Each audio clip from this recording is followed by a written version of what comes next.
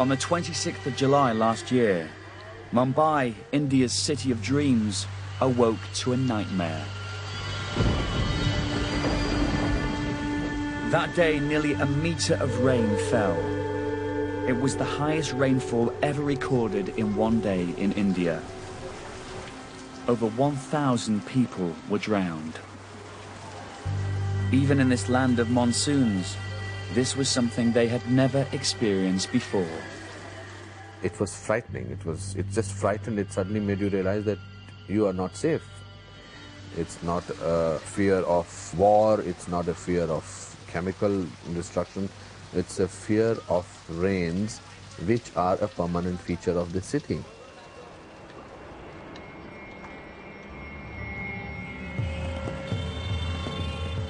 This heaving metropolis of 17 million is the world's most densely populated city.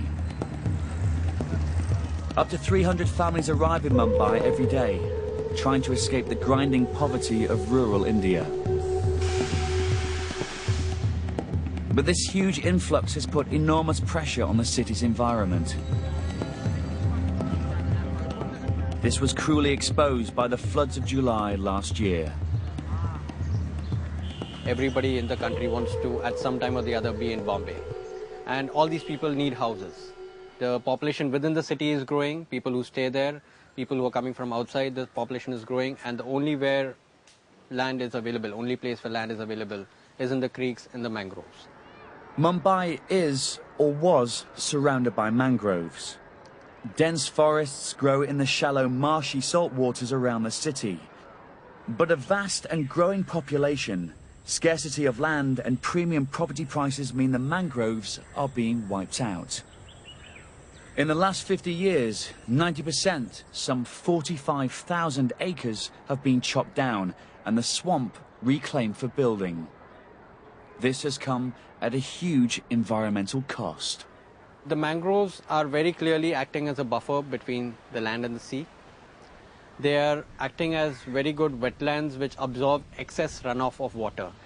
Then we're looking at them in the context of global warming, carbon dioxide emissions. They're excellent absorbers for that. In the context of urban areas especially, we see them also as natural air conditioners, because these are the areas where cool breezes are generated and then pushed into the mainland, and that is acting to a large extent in regulating the temperature of the city. So I would say mangroves are acting as lungs, they're acting as a buffer between the land and the sea, and they're also acting as your deposits for excess water. The more of Mumbai that falls under concrete, the more problematic floodwater drainage becomes. The 35 to 40% of rainwater normally absorbed by the ground has to find somewhere to go. One of the mangrove's most important functions during the monsoon is to act as a gigantic drain. What we're seeing here is that the mangrove areas are 5 to 10 feet below the rest of the city. And when it rains really heavy over here, because the level over here is low, this whole area, these 50 acres, can accommodate all the water flowing from there.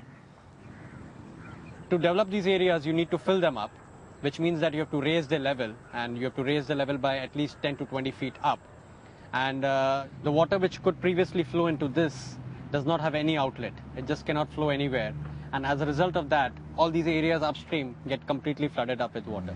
And you have scenarios like 26th July, which didn't happen over here actually. Over here there was not a single inch of flooding during 26th of July just because of the mangroves.